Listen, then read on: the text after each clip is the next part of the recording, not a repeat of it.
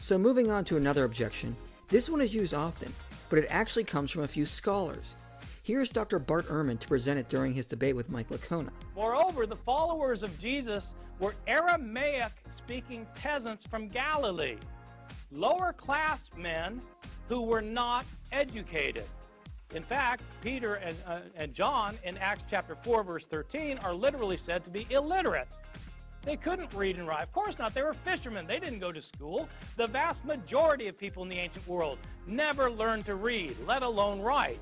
And their native language was Aramaic. These books are written in Greek by highly educated, rhetorically trained writers who are skilled in Greek composition.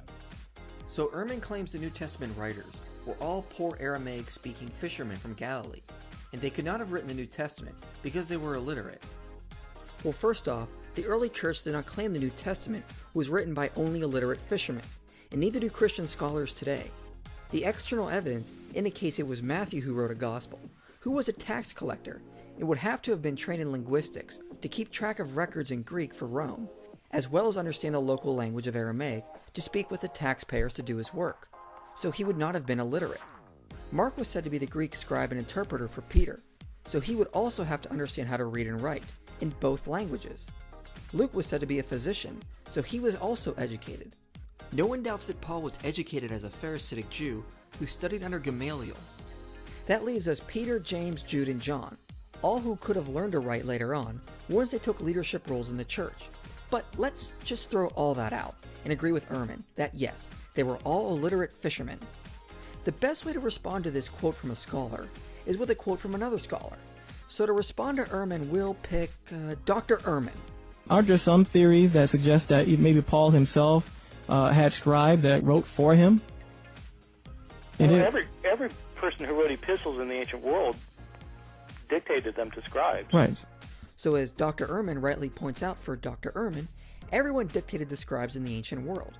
So it doesn't matter if all the New Testament authors were illiterate. They could simply hire scribes to write for them.